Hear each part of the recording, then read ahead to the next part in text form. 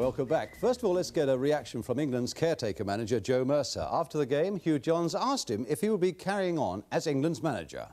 Not really. With all the sciatica that I've got, a 60-year-old manager with sciatica, it doesn't make sense, does it? Well, I don't know, Joe. You've had 4 good games now against World Cup qualified sides. Yeah. What about the one against Scotland? What about the one against Scotland? Forget that one, but you've taken on 4 sides now on the trot that have qualified. I'm so pleased Such for a the pity boys. that England are not going to. I'm so pleased that everybody says that, and I think we've justified their confidence in us. But I really believe, English football played at its best, played naturally, pushing forward and playing and being tight in defence and compact, setting the thing off, getting on the end of movements, goals and goal-mouth incidents. I still think, all right, we mightn't have the technique and the skill of the Brazilians and the Ajax and people like that, but the game's about other things. Aye. The skill, it's about heart and courage and organisation and belief. Belief in England. I believe in England. A real British bulldog there, Joe Mercer, sciatica and all, but making it pretty clear that he doesn't want to carry on as caretaker manager. Sir Alf, you fixed up this tour of Eastern Europe, and you must be gratified to see what a great success it's been. What about the England performance tonight, though? I thought a great performance, and every credit and congratulations to the team and those responsible for the team. I thought most certainly they lasted the match particularly well. They were very strong in all they did, and with a bit of luck they may have won quite comfortably. There's a great temptation for people to say there's a change of attitude, a change of tactics, perhaps a little more adventurous than when you were in charge. Have you seen any of that? It's what the laymen feel, but do you see that yourself watching England now? I think players will dictate the various styles of play, and most certainly the players have done a great deal of attacking. On paper, the opposition in the 3 matches have been very tough. After all, they've all qualified for the World Cup competition, and I think in each performance the England team have played extremely well. They've played with confidence, they've played with tremendous understanding and a great deal of skill.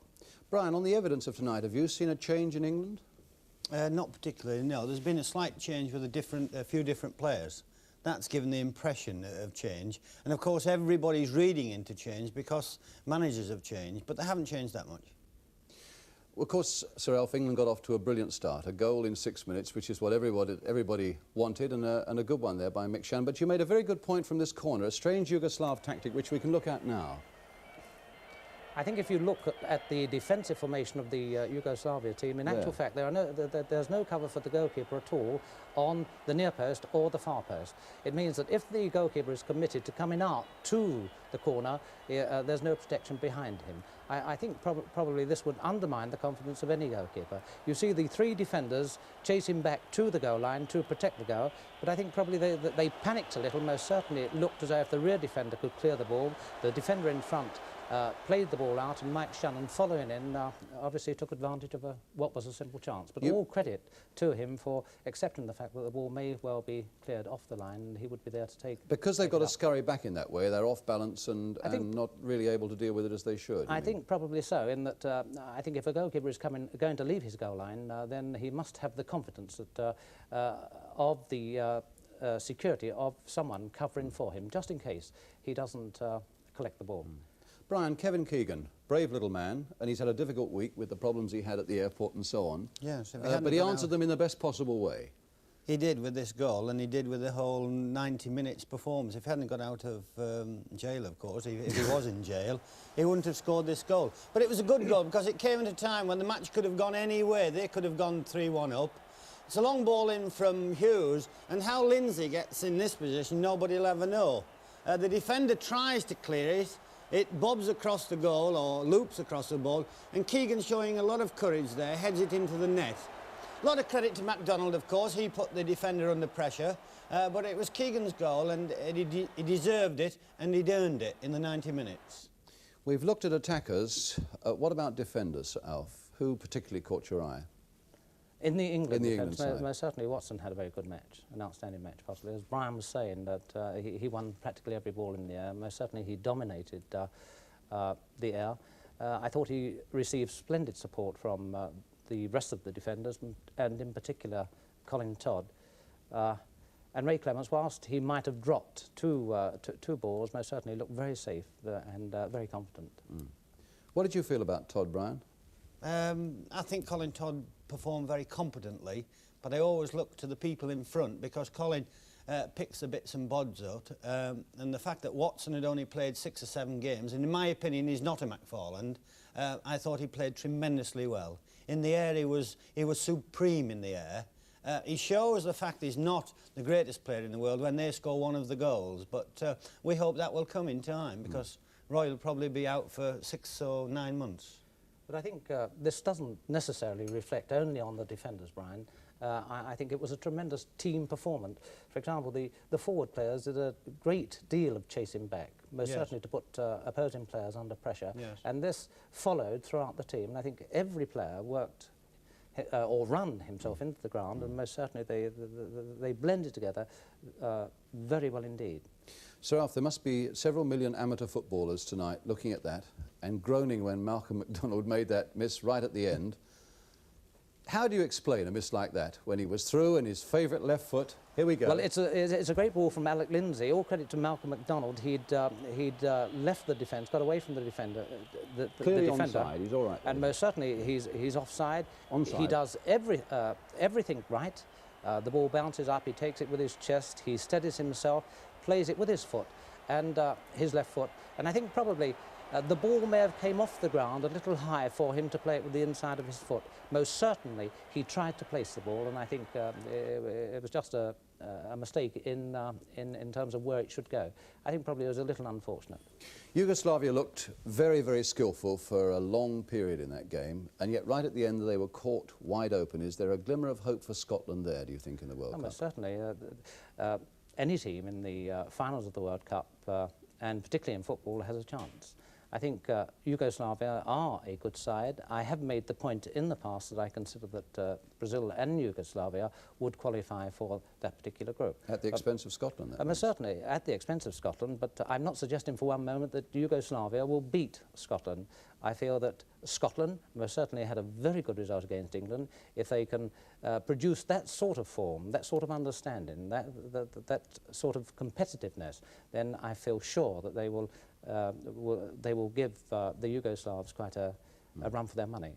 But the Yugoslavs have got tremendous firepower, Brian, as we saw. 2 very well-worked goals, one extremely well-worked and the other one with a tremendously explosive shot. Yes. Here's the first one coming up now. Mistake by Colin Bell. I think they did everything associated with skill. This is long ball, and Watson gets up very, very well and has a good header out. Now, Colin Bell, if he'd have missed the ball, it would have been all right. It would have been cleared, but he bobs it down to Yugoslav forward. He slips, I think, to the number 9, and this is where Watson proves he's not quite the finished article at the moment because he made a right mess of that. But this is a beautiful chip. There's 6 England defenders then, but the ball's pulled back beautifully to the 7 who heads it in the net, despite Clements, despite the full-back and everybody else. It was a good goal with a lot of skill. This is a goal worth, well, it's worth winning the World Cup on a goal like this. Watson once again bobbing it out.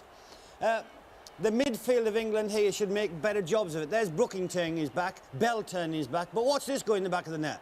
Clements, I swear to you, thought that was going to finish in the 5th row of the stand.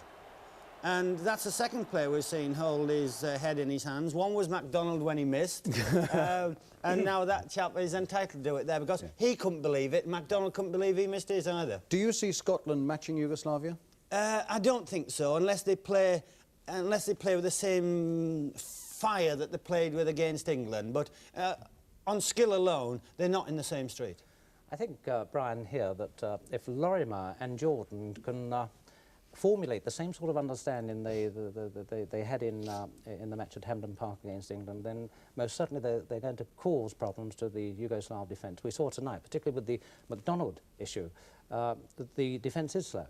They can be caught out. Yes, they're caught square. And I'm certain that Jordan and Lorimer, if they do produce the form they showed against England, most certainly they will be in with a chance against Yugoslavia. And who to qualify from that group, Brian? Brazil and Yugoslavia? Well, obviously, if we want Scotland to qualify, then one of them's got to go out, but it's going to be a hell of a group. I think it would be true to say that nothing would delight me more than to see Scotland qualify.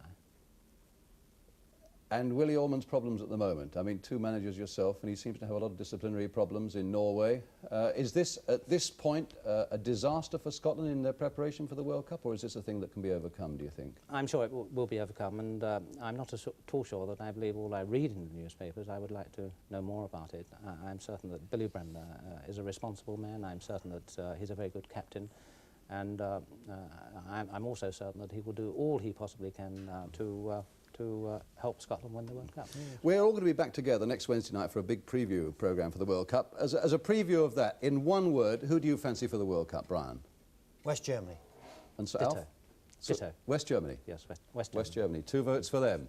Thank you, Sir Alf. Thank you, Brian Clough. We hope you enjoyed it tonight.